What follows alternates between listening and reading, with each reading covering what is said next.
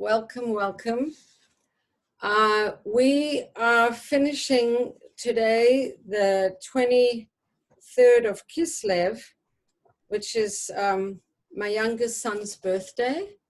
So it's a special date for me that it's his birthday. And also it means that Chanukah is very, very close. And so what does the Hayom Yom have to say? Our Kedusha Dika warm-up. So if we're going to do a stretch or a workout, we always do a warm-up. So our warm-up for learning Torah is the Hayom Yom. So the Hayom Yom for today is actually pertinent in terms of a minhag from the Zohar about, thank you, Corina, a minhag from the Zohar about something connected to Chanukah, which I'll tell you right after we read the Hayom Yom. So from my grandfather's talks of Elul, the 3 days before Shabbat are a preparation for Shabbat. And the Zohar says about Shabbat that from it are all days blessed. All days refers to the 6 days of the week on which Hashem conferred a general blessing. And it says Hashem will bless you in all you do. And the blessing of Shabbat is for the days preceding it and the days following it. The preparations for Shabbat begin Wednesday and are announced by the brief Lechuna Ranana of 3 verses. So these 3 verses are 3 verses in Tehillim, the Psalm 95. And the 3 verses start off and say, "Oh, come, let us sing to Hashem, let us make a joyful noise." And when we do our Shabbos davening starts with those same Pesukim, Lechu, Naranana, Lashem, Naria, Latsu Yeshenu. So basically this Hayom Yom is saying that the way we get into Shabbos is that we already start thinking towards Shabbos on Wednesday. And there's that famous story that if, I think there was somebody who got a beautiful fish from the market on Wednesday, and then on Thursday he got an even more famous, a more special fish. And basically the story was suggesting that when you go shopping already on Wednesday, you already have your head towards Shabbos, because the light of Shabbos isn't contained just within the day of Shabbos. It actually spills out into days before it and days after it. And when it continues, the Hayom Yom, we are already now in the 24th day of Kislev, which is the day right before Chanukah. And the Hayom Yom actually continues yesterday's lesson into today's, and it continues and it says, a middle-level explanation geared to the average person of the 3 verses beginning Lechu na Ranana, which I just told you means, "Oh, come, let us sing to Hashem, let us make a joyful noise, let us get into the spirit of Shabbos, let's get excited, let's get warmed up, let's get there," is as follows. Wednesday, when one begins to think, where am I going to get my Shabbos needs met, or where or how, both in the literal sense and also with what am I going to spiritually make Shabbos? So a person's already thinking on Wednesday, how am I going to do this Shabbos thing? What do I need to do? Do I have all my food? Do I have everything that I need? You're already thinking that on Wednesday. And in the Hayom Yom it says, after all, every person is quite different on Shabbos than on a weekday. So you need to get prepared. You need to have your food. You need to have maybe your learning, your friends, your orchim, your menu, whatever it is that you need. After all, every person is quite different on Shabbos than on the week. A person could get a little despondent. The solution is these verses of Tehillim that they start saying. The solution is Lechu naranana, come, let us sing, come, have faith, trust. And then when it comes Thursday, it's even closer to Shabbos, and we still don't have what we need for Shabbos. And it doesn't seem to naranana so easily. We realize we actually have to start preparing. We have to start cooking or shopping or inviting or learning or making that cholent or doing something, because Thursday's already come and maybe you don't feel you have everything you have. So by the time Thursday comes, you realize we really must do something. So in the Hayom Yom it says, so we study Chassidus Thursday night, so that by Friday we can really sense the depth of these words, for Hashem is great and a great king. And then the Hayom Yom says, with this, a Jew, and it doesn't say here, can do Shabbos, it says, can Shabbos. I don't know, it's interesting, the English translation, but when you've realized that you don't have what you need, then on Thursday you could be a little despondent, but then you move to learning, to preparing, and that's why there's a special minhag on Thursday night that people sit and actually, a lot of times they have little cholent parties. They say in Monsey at the gas station, they sell cholent on Thursday night. And a lot of Hasidim have a custom, hi Shoshana, a lot of Hasidim have a custom to actually do special learning on Thursday night. So how does this connect to Chanukah? So there's a Zohar that says that 3 days before Chanukah even has arrived, one should take out one's menorah and already have it out. And after Chanukah has ended, I believe that the custom is not to put away your menorah right away, but to leave it out so that the lights of the holiday, the ambience and the effect of the holiday should continue to resonate. So this is really beautiful. We know that on Shabbat, at the end of Shabbat, we have the custom of making Havdalah. And so the blessing of Shabbos should really spill into the rest of the week. And all of these customs and all of these little, I guess customs is the most appropriate word, of how to extend the light of a holiday by already connecting to the holiday before it's even begun, and then holding on to the resonance of that holiday, either if it's Shabbos by letting the wine from the Havdalah cup really overflow the cup into the special saucer. That's how we letting the blessings of Shabbos flow over into the week, or by leaving the menorah out for a few days after Chanukah has already ended, so that we feel this resonance. And the same resonance is actually part of what happens with the yortzeit. We say that the neshama, the affect of the neshama's presence, is around 3 days before the yortzeit and 3 days after. I'm just going to get a glass of water and I'll be right back. 1 second. 1 second. 1 second.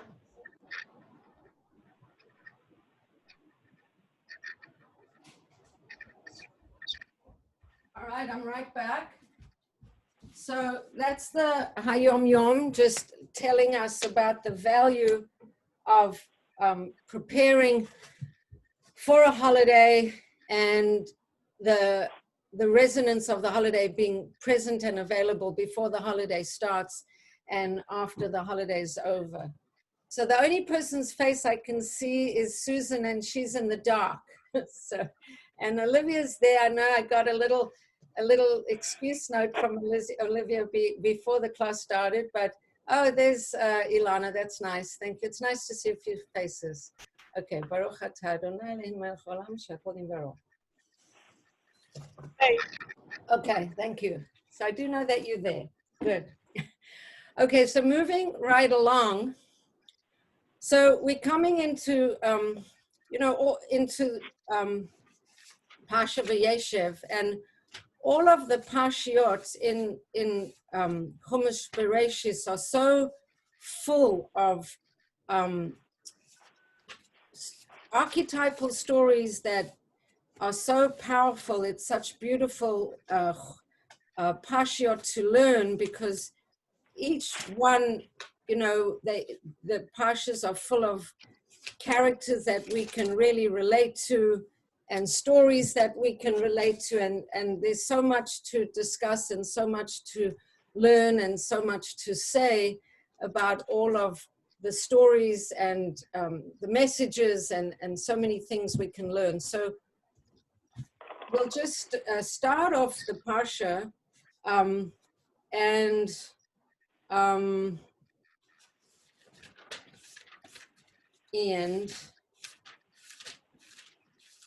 here we go. I'm in the wrong Parsha. Good. Okay, so we know that we had the fight last week, the confrontation of Yaakov and Esav, this completely cosmic confrontation of, just to recap a little bit, different levels of interpretation, a person and their own shadow. One interpretation, Yaakov and his own misgivings about how did he feel that he took the bracha from Esav, and he had to engage with all these doubts within himself before he faced the externalized, the actual Esav outside of himself, or following the Chumash, literally, it was the Malach Samael, who was the spiritual representation of Esav that Yaakov struggled with and fought with. We know that the fight between Yaakov and Esav is a cosmic fight. It's even going on right now into our day-by-day, minute-by-minute life.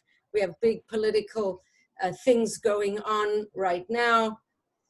At the end of that fight between Yaakov and Esav, we know that Yaakov was victorious, that according to many of the interpretations, the angel of Esav agreed that Yaakov has the rights to those brachas. According to Rabbi Jonathan Sachs, Alav Shalom, Yaakov actually gives back the brachas to Esav and says, I don't need them, you can have them back. But according to most of the other interpretations that I'm familiar with, the angel actually concedes the blessings to Yaakov and agrees that Yaakov has the right to them. And at the end of that struggle, Yaakov gets his new name, Yisrael, which means you have contested with man and with God, and you've been victorious. But we know from this story that Yaakov does get injured, and his injury is in his sciatica. His injury is in his sciatic nerve. And the sciatic nerve is where the thigh fits into the hip joint. And a lot of people have problems with their sciatica. It's actually a very common place where people feel a lot of pain.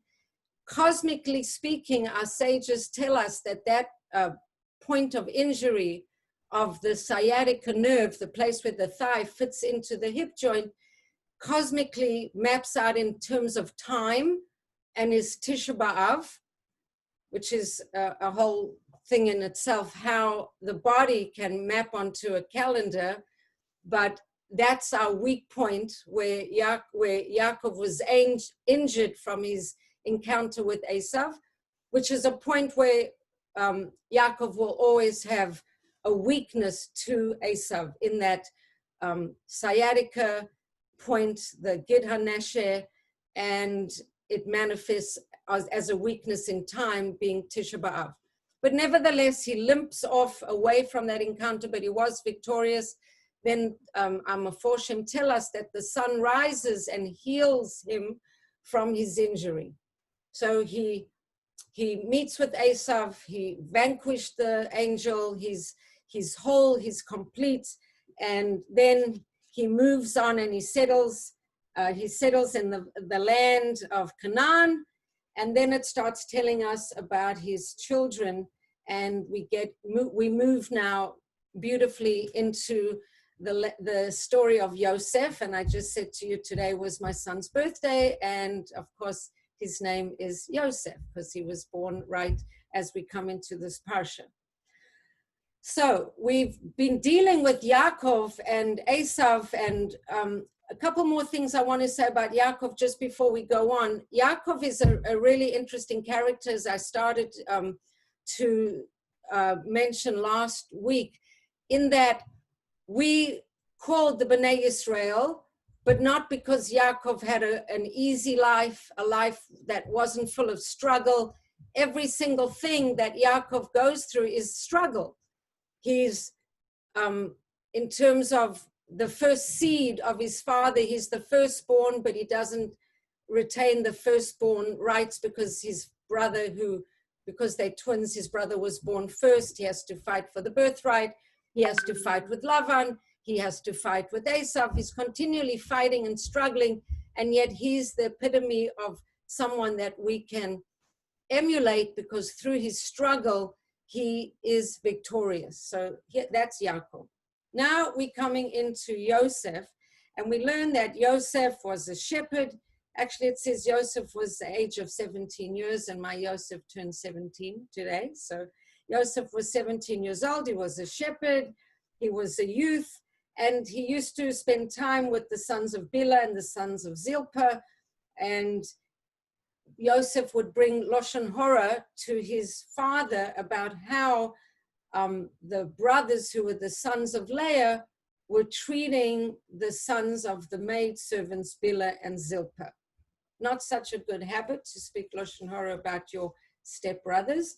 And it says that Yaakov, or Yisrael, loved Yosef more than all his sons, because he was this child born of his old age, and he made him this coat of many colors. And we also know, and I mentioned last week, that when Yosef was born, Yosef was the child of Rachel, and Rachel was the wife that Yaakov felt most attracted to. And the Meforshim tell us that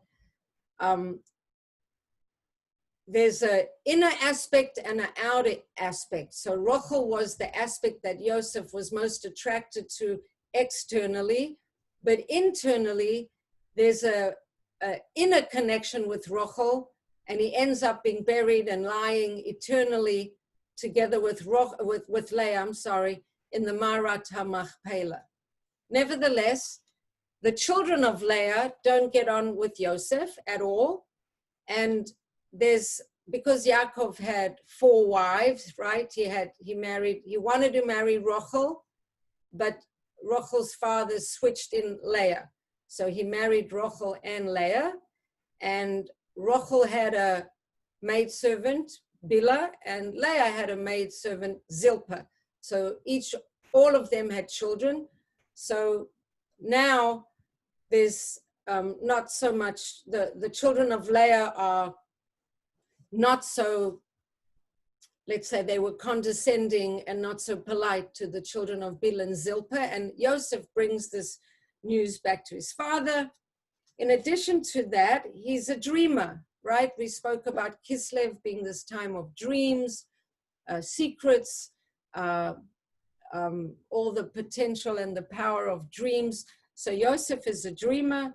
He tells his brother and his father, his mother passed away when Benjamin was being born, but he tells his brothers and his fathers about their dreams, and the brothers are not so excited about his dreams, and they get jealous of him, and his father knows that the brothers are jealous of him.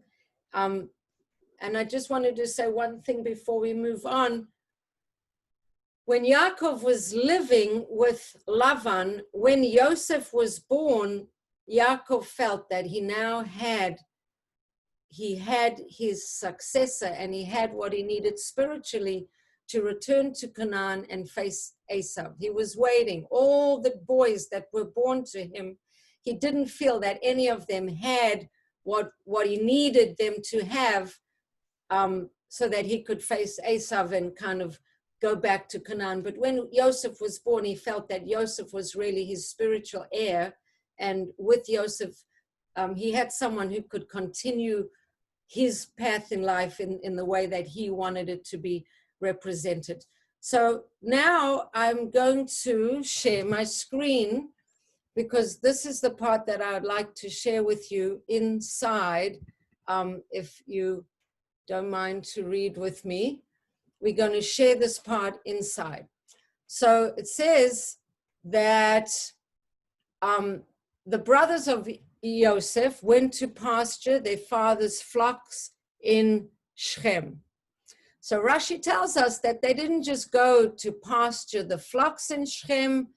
They went basically to have a good time, to eat and drink, and not be altogether so diligent about their pasturing. I don't know how hard it is to pasture sheep, but while they were there, they were probably having some off time as well. Rashi said not just to pasture, but they were pasturing, feeding themselves as well. Rashi makes a point to say that. I mean, you would imagine that shepherds do need to eat and drink on the job, but Rashi tells us that they weren't there just doing their job. They were feeding or pasturing themselves. And Yisrael says to Joseph, are your brothers not pasturing in Shechem? Come, I will send you to them. And Yaakov says to his father, he says, Hineni.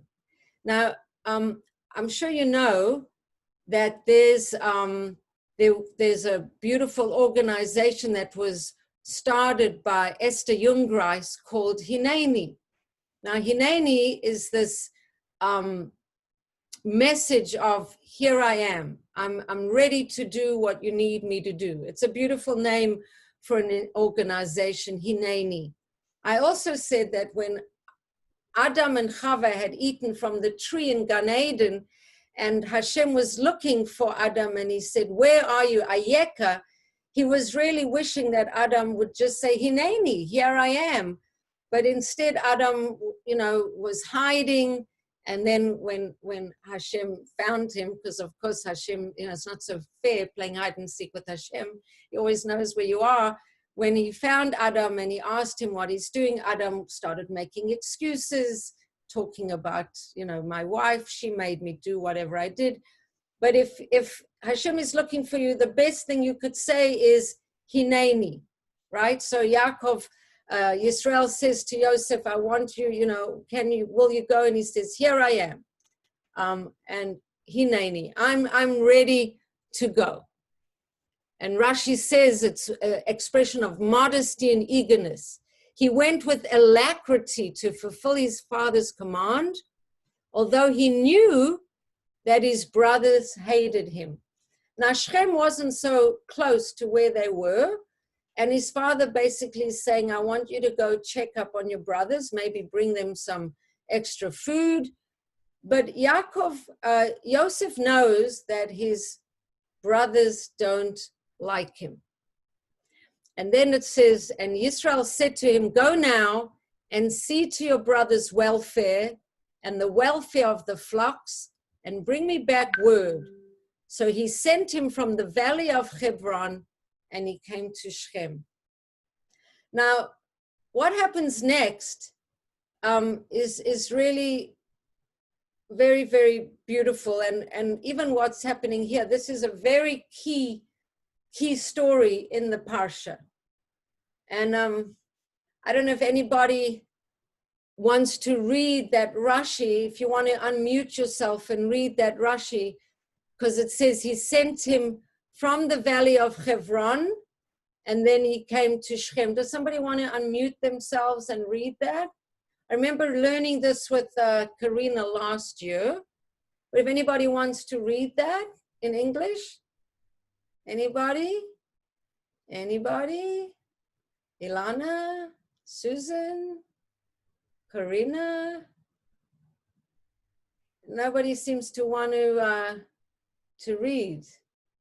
You can unmute yourself and you can read it. Then we could I'm driving. I'm not going to read. All right, I have a volunteer. Who's volunteering? Who was the volunteer? I don't hear. Okay, so someone start to read. Is somebody trying? Okay, so I'm going to unmute. Maybe you can't unmute. I'll unmute. Wait, can I not unmute while I'm sharing a screen? I don't know. All right, so maybe I'll just read it. Okay. Is not Hebron on a mountain? And it said they ascended in the south and he came as far as Hebron. But it would be understood that he sent him. Okay, so what does it mean he sent him from the valley of Hebron? Isn't Hebron, like where exactly is Hebron? Why is he sending him from the valley of Hebron? Isn't Hebron on a mountain? Shouldn't he be going down from Hebron? But it says that he's sending him from the valley of Hebron. So Rashi says that he sent him from the deep counsel of the righteous man who's buried in Hebron, Avraham, to fulfill what it was said to Avraham between when he made this covenant between the parts. And then he comes to Shechem, and Rashi says a place destined for misfortune. There the tribe sinned. There Dinah was violated. There the kingdom of the house of David was divided. Not such a great place, Shechem. A lot of bad things happen in Shechem. So what is this whole Rashi talking about? That there's this advice from deep counsel, the righteous, the tzaddik. So in Hebron, we know from Parshas Vayeishev is the Marat Machpelah. And that's where Avram was buried.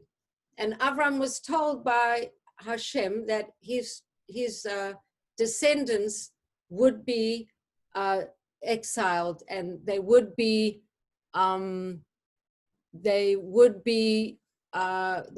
have to go into exile. What's going on here? That when Yisrael sends Yosef to his brothers, he knows that he's sending him into a situation that is really connected to a much bigger story. And the bigger story is that Yisrael knows that somehow down the line, the people have to go into an exile, and maybe he has an intuition that the exile is going to start with Yosef going off to his brothers, which is potentially a dangerous situation. And Yosef also knows that it's a dangerous situation. He knows his brothers hate him, and far away from their father's watchful eye, they could get up to nonsense, but nevertheless, he says, Hineni. And then this is really the part that is so interesting. When he goes into Shechem, or on his way there, it says, there a man found him, and behold, he was straying in the field. Like Yosef couldn't really find his brothers. He was walking this way, walking that way, looking up, looking down. And then the man says to him, what are you looking for? And Yosef says, I'm looking for my brothers. Tell me now, where are they pasturing? And the man says, they've gone away from here. And I overheard them saying, let's go to Dothan. So Yosef went to his brothers and he found them in Dothan. Now, this is a very deep little story, because the man that found him, Rashi tells us this was an angel of Hashem. This was the Malach Gavriel. The Malach Gavriel was the one who found him wandering around looking for his brothers, and the angel of Hashem sent him off to find where his brothers. And more than that, Rashi says, what does it mean they've gone to Dothan? He says, Nelcha dosina. They are to seek regarding your legal pretext. They're looking, really they're looking and they're trying to figure out how they can make it a halachic way to really to kill you. They're planning your demise. They're finding ways that they can plan your demise. There's a hint that they're not looking, they're plotting something. They're filled with plots and cunning against Joseph.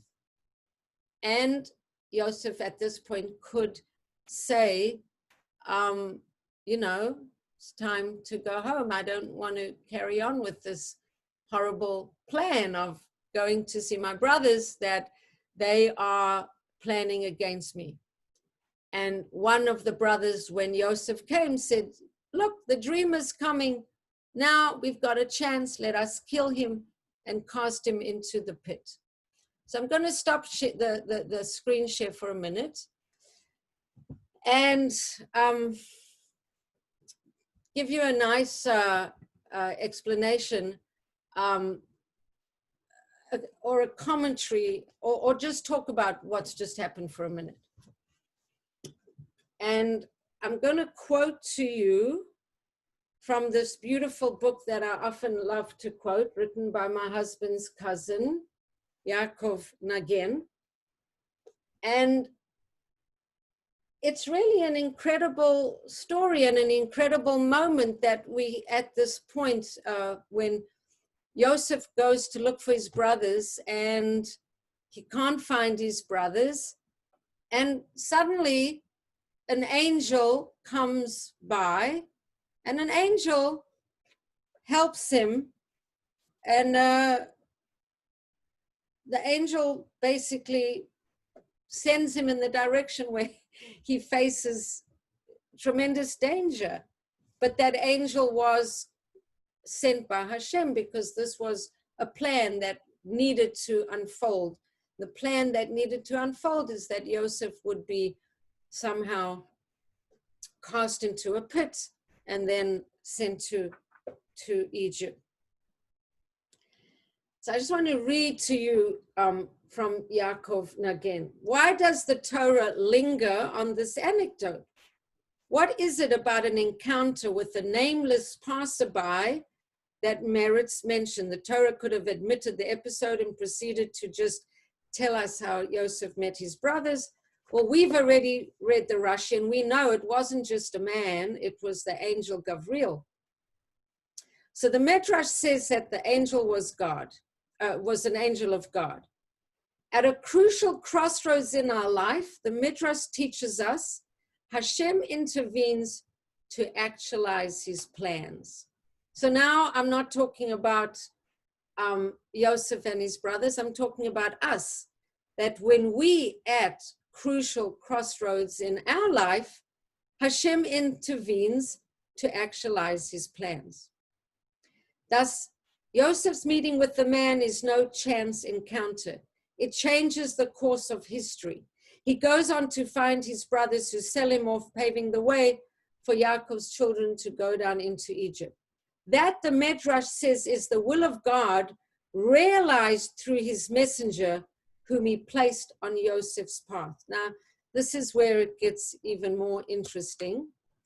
Nachmanides says, interpreting this Midrash, the Blessed Holy One furnished Joseph with an unwitting guide to deliver him into his brother's hands. The story was not for nothing. Its purpose was to inform us that the counsel of the Lord shall stand. In other words, God is going to do what he wants to do. And Joseph needed to find his brothers, and he needed to be vulnerable so his brothers could do whatever they felt they needed to do with him at that time. God's will, God's counsel will stand. Here, the future Joseph meets an ordinary man, or Nachmanides agrees with the Midrash as to its providence impact on our lives, but asserts that the angels we meet are flesh and blood rather than the holy seraphs. You can be a divine messenger in my life, and I can be the divine messenger in your life. You can be my angel and I can be your angel. In other words, when I just happen to meet you in a moment, and because of our meeting, we talk and discuss, and I end up turning left instead of right, that's what Hashem wanted to happen. Everything that happens is what Hashem wanted it to happen. So in the story, the teaching is given over to us because the man that happened to meet Yosef, Rashi tells us, was the Malach Gabriel. But if Rashi wouldn't have told us that, it would have been a man. I walk down the road and I meet a person and my whole life changed. Is that person less of a Malach than the Malach in the story? Or is it just the Malach in the story? Rashi told us that's a Malach. And the person that I just happened to meet, to introduce me to the person who introduced me to, and I just happened to go here and I just happened to go there, and that literally changed my life. Thank you, Karina. I mean, Olivia is on the call. It's really interesting because I had a Chabad shlucha who told me I have to go to Minnesota. I was in South Africa. She kept telling me, I have to go to Minnesota. I have to go to Minnesota. She wouldn't leave me alone. I have to go to Minnesota. So eventually, just so she would stop bugging me, I went to Minnesota to learn with Manis Friedman. And I was learning there and I was thinking, really, I had to come here? I mean, this is great, but really? And then I met Miriam Rhodes in Minnesota, who introduced me to my husband. And then I met at that same Minnesota, I met the woman who became my sister-in-law. And I met half the people that are in my life now. I met one of my good friends who's a homeopath who stays in my house often. I met so many people. So was that woman in South Africa, my Chabad shlucha, kept telling me I have to go to Minnesota. She was Hashem's angel because my life completely changed. So I think that idea that it just happened, that Yosef just happened to bump into this man, it doesn't really matter that the Midrash tells us it was Malach Gabriel. Because the point from Nachmanides is that anybody could be that angel. Because it's all hashgacha practice. It's all what Hashem wants to happen, happens. And then Yaakov Nagain says that this is so helpful to us because we could always think, if only I had have made a different choice, if only I wouldn't have done this, if only I wouldn't have done that. And then Yaakov says, but you know what? Hashem is watching and listening, and he's making sure that what happens is what's meant to happen. So that can be a consolation to when things don't quite work out the right way. That's a nice consolation. And then the next question that Yaakov brings up, which is really beautiful, because when he writes many of his essays, he talks about Professor Uriel Simon, who happens to be my husband's cousin. And then he says, Professor Uriel Simon and his wife and his daughter, who happens to be Yaakov's wife. So he quotes his father-in-law and he quotes his wife in his teaching. And he says, so if Hashem is orchestrating everything and Hashem is, making sure of how, what goes on, so where's our free choice? And he says, Professor Uriel Simon deals with these questions, and he demonstrates in the story of Yosef and his brothers, not only is providence not at odds with divine recompense, but miraculously they complement one another.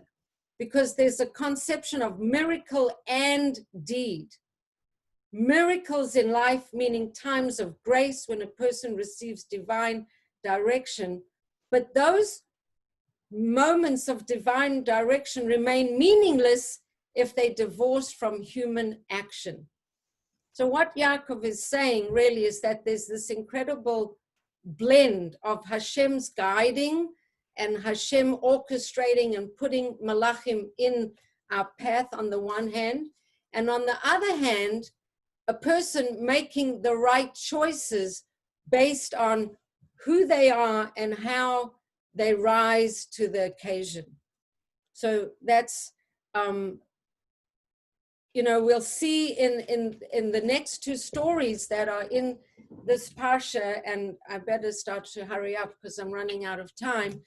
But we're going to see two stories that are still to come about Yehuda and Tamar, and then how Yosef behaves once he's in jail. So, water break. It's a very, very big bottle. I couldn't find a little one, but I don't usually drink from. Okay, so going on to the story, the next story that's mentioned in the Parsha is the story about Yehuda and Tamar. And, you know, so what happens in the story is that, yes, Joseph's brothers do act very violently against him, and they make it look like he's been killed. They throw him in a pit, he gets sold, and he gets pushed off, and he goes off to Mitzrayim. And then the brothers take the coat of many colors, they kill an animal, they dip the blood into the blood of the animal, they bring it back to poor old Yaakov, who's had so many struggles already, and they tell Yaakov, you know, I'm sorry, we couldn't help it, your son got, you know, killed by an animal, and here's his bloody coat. And then Yaakov moves into a terrible depression, and all the brothers are feeling very badly, and Yehuda feels kind of guilty that he orchestrated this, and Yehuda ends up leaving the family and going off to another district, another neighborhood. He moves away, he gets married, and what happens is that he has two children. He gets married and he has two children. He actually has three children, and his first son marries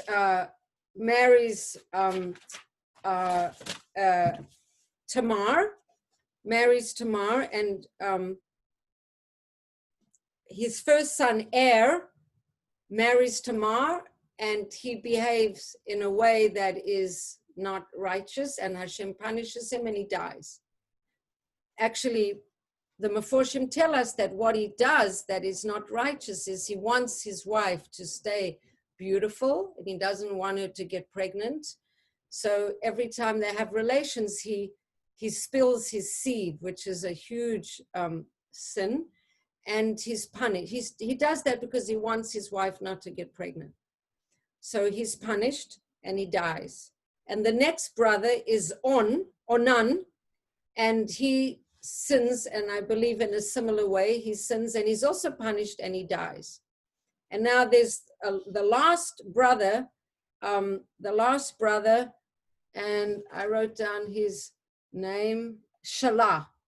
Shalah is the third son, and according to Jewish law, because both brothers died without producing children, the third brother, when he becomes the right age, should rightfully marry into the family. But Yehuda, the father of these three boys, feels maybe there's a curse on Tamar, maybe she's a witch, maybe she's putting curses on his sons. He decides he's not letting his third son marry her, so he holds off, and we know the story.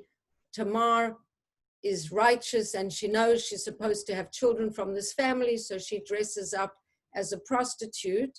And Yehuda himself, when the threshing season or the harvesting season is over and he has time, he goes out out to the town. He sees the prostitute standing on the corner.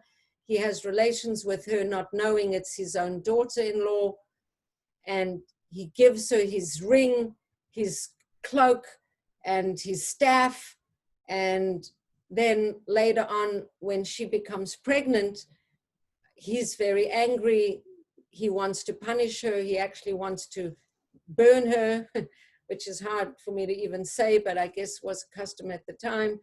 And then she sends a message that the person who impregnated her was the owner of the ring, the staff, and the cloak. And then Yehuda realizes that he was the one who impregnated her. And then Yehuda, and this is going to be the theme of really what I want this whole shiur to be. Yehuda, who is at the bottom of his bottom, because his family feel that he's responsible for what happened to Yosef. So he leaves almost in a shameful way, causing his father such grief, and he goes off. And now his two sons died, and the third son should have married Tamar, and he didn't let his third son marry Tamar. And then he sleeps with a prostitute on the street, and now it's shown out that this woman is pregnant, and he's the one impregnated here. He's at the bottom of his bottom. He is really, he could be so embarrassed, so shamed, so humbled, so everything. And what does Yehuda do? He acknowledges, he says, Tamar, she's more righteous than me. He accepts responsibility. He accepts that he was the father. He should have allowed Tamar to marry into the family. He goes from being the lowest of the low, and so begins his ascent. And just to go a little quickly, we see the same thing. I'll come back to Tamar in a minute, but we see the same thing with what happens to Yosef. He gets sold into Egypt. He then is working in the house of Potiphar. Mrs. Potiphar takes a liking to him. Mr. Potiphar also took a liking to him. He pushes off, and he pushes off all these advances on himself, but eventually he gets framed by Mrs. Potiphar as having been sexually inappropriate, and he goes to jail. He's 29 years old. His brothers hated him. They try to kill him. He's far away from home. He's in a prison. He's thrown into jail. Bottom, bottom, bottom. From the very, very bottom, bottom, bottom of jail. What happens? We know, because we know the story. We've read it before. We watched the movie. We've seen it before. He comes, and then he comes up. And by the age of 31, he's the second to Paro. He's the leader, giving out food, sustaining everybody, being the source of everyone's sustenance. Again, from the bottom, from the depth, turn around, coming to the heights. Now, let me just read you something from Yitzhak Ginsburg, that this whole story with Yehuda is all around this daughter-in-law, Tamar. And Rabbi Yitzhak Ginsburg explains that a Tamar is a date palm. And you can take the word Tamar and you could break it up into Tam and Mar. Tam is, well, we say that, Ish Tam is a simple person, but it's also, and Mar is bitterness.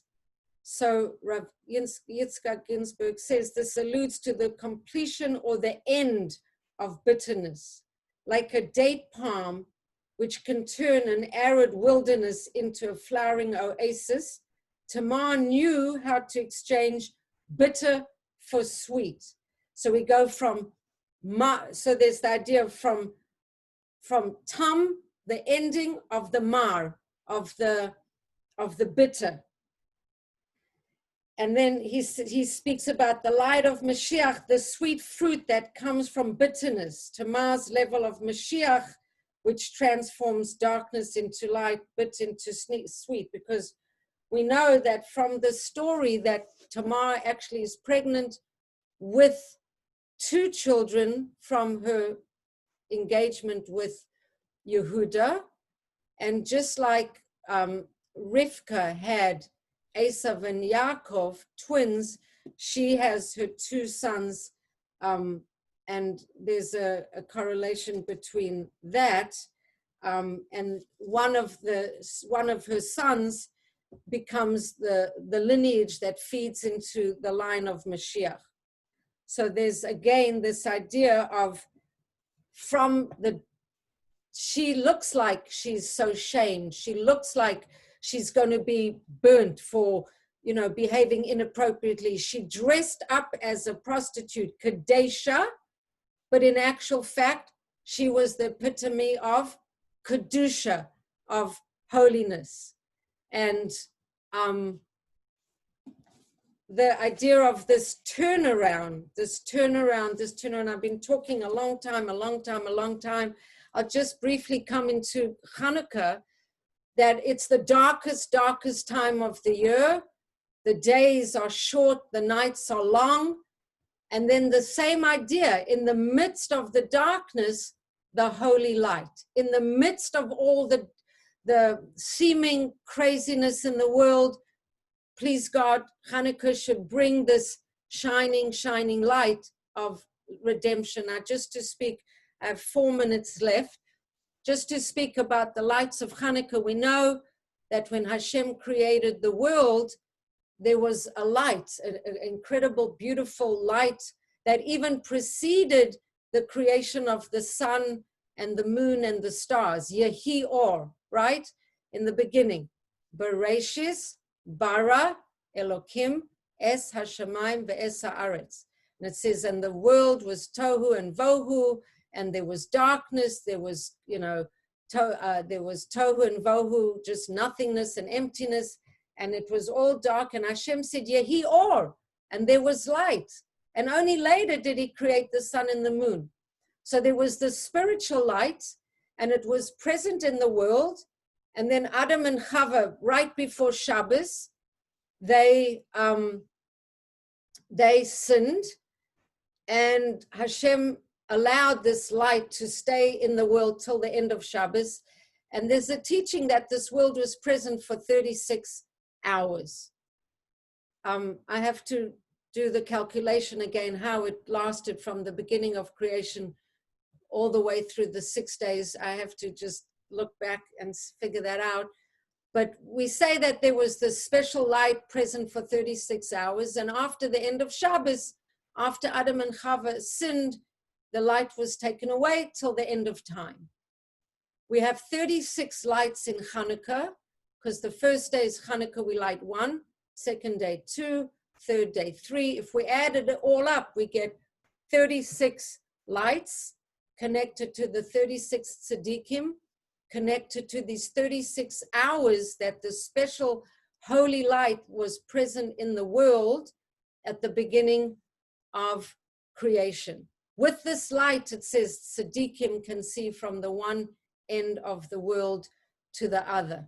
Now, just to really link a lot of stories together, when Noach was in the Teva and he sent out a dove who brought back an olive branch, there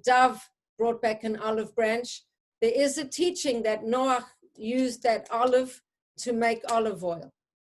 And then when Yaakov was all alone and crossed the Yabok River to go back and get his little jars, pachim katanim, we say that they contained oil, olive oil. This is the same olive oil related to the olive oil from Noach and his olive branch. And then when the Maccabees had a little bit of oil that they could use for the miracle of Chanukah, there's a teaching that it's that same oil. What is all this oil, whether it's the same oil really or just conceptually the same oil? This oil is the secrets of the Torah, razim de razim, the secrets, the mystical aspect of Torah, Chassidus, or Torah from the depths. You take an olive and you crush it, you get the real depth of the truth of the matter, the secret Torah, and that's the light of Chanukah. And that's why it says, and I'll end with this, that when we sit at the lights of Chanukah and we look at the lights and we focus on the lights, it'll illuminate our eyes to see more clearly. And like I said in the class last week, we in the period right before Mashiach, and I quoted Rabbi Alon Anava, who said the klippa now is this Myrid Ayin, this disturbance of what we see and this confusion of truth. So Chanukah is the real tikkun, the fixing, because you look at the lights of Chanukah and it should clear your eyes, illuminate your eyes. It says the lights of Chanukah give us clarity and help us see more clearly, see with an Ayin Tov, see clearly, see with depth, see with clarity. And that's really the tikkun that we need in this time of so much confusion and so much distortion, is to see truth from sheker and truth from klipa. And so Chanukah should really usher in for us tremendous uh, brachas and miracles and miraculous overturning of lots of current events. We're going to be watching with interest to see what happens in this next time period. Hopefully there'll be some illumination and some clarity. And at least for us, while we're sitting and watching the lights of the Chanukah menorah, we should feel that we get clarity and calmness and connect into that essential light of Hashem that will shine, eventually be revealed fully, completely, in a way when Mashiach is revealed, that hopefully that light will be permeating in a very abundant way once more. So that's the part that I will pause the